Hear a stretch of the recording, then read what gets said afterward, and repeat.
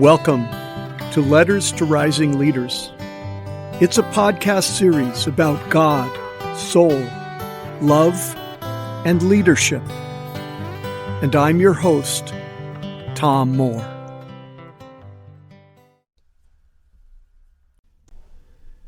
For those of you joining along in my book, Letters to Rising Leaders, this is week 31, and the topic is American democracy.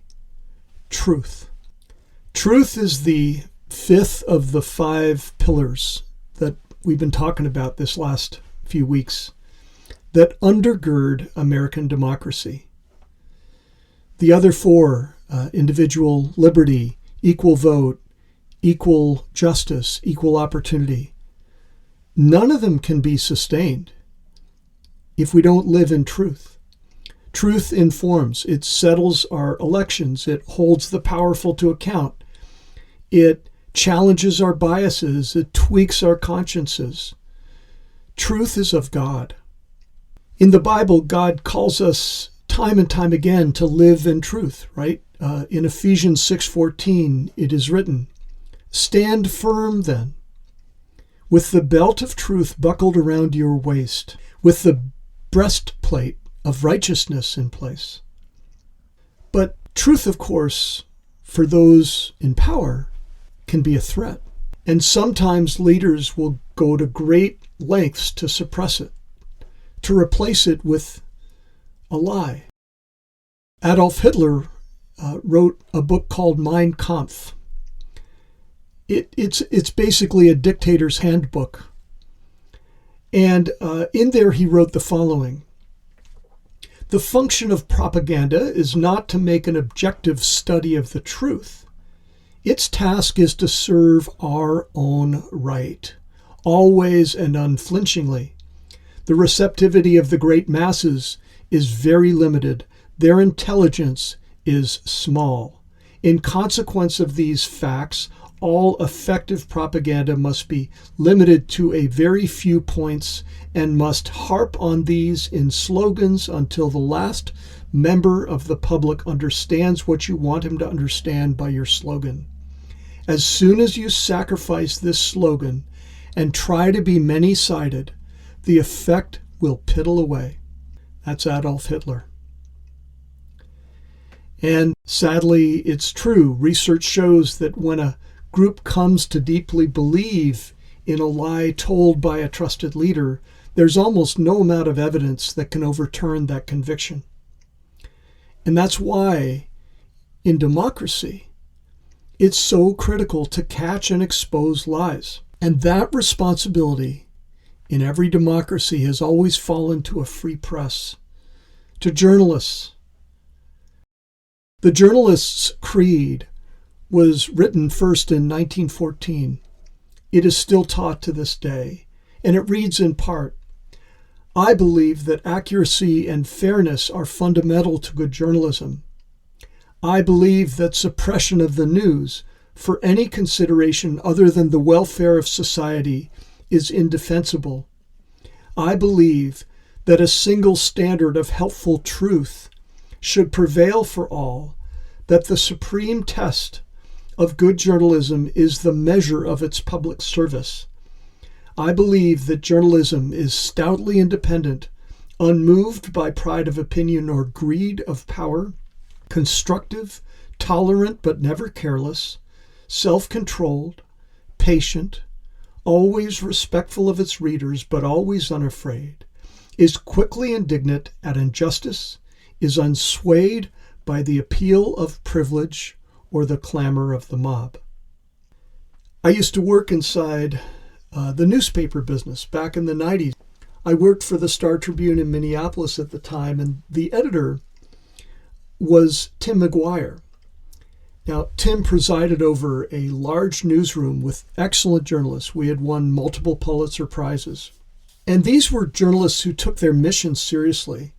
In the words of our publisher at the time, their job was to comfort the afflicted and afflict the comfortable.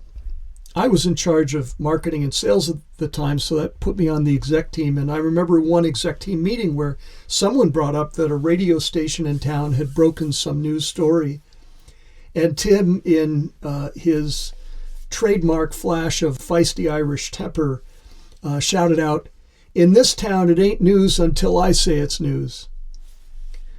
Now, in those days, to a certain degree, that was true. Big newspapers in the metros really had the primary responsibility to drive the news narrative.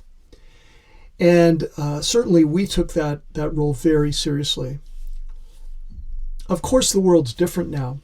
You can't make much money online from hard news. Sensationalism, scandal, silliness, debauchery, those are the things that get the eyeballs.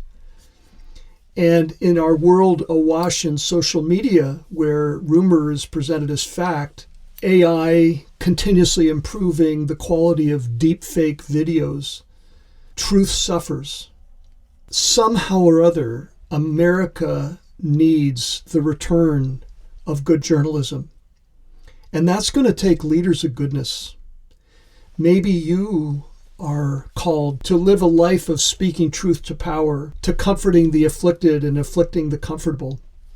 I hope that if that is your call, you will do so with God's speed, because American democracy needs journalists. I'm going to leave it there. The song for this week is called Very Silly. Robert Berry joins me on instrumentals, and Elise Vandersteen joins me in harmony. I hope you enjoy it.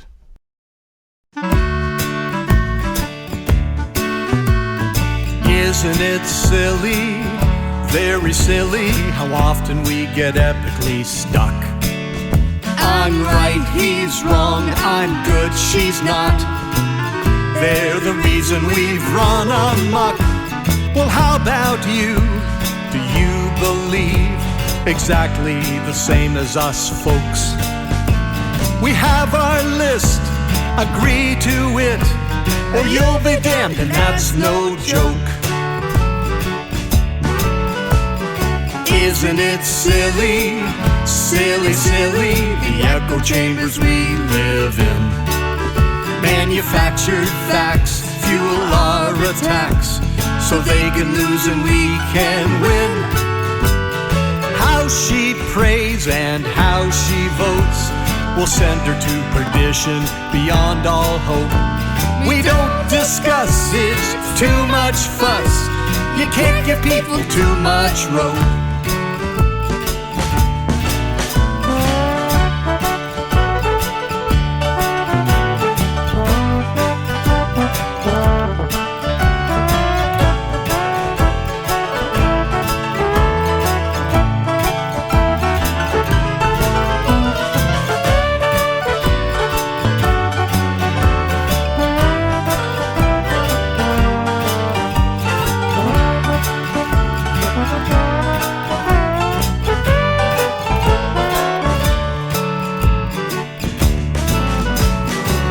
Isn't it silly, very silly, when we look at ourselves through God's eyes? Why war, why hate, why carbonate, ensuring our demise? Despite our ills, God calls out still for leaders of goodness to rise. So take your place, serve the human race.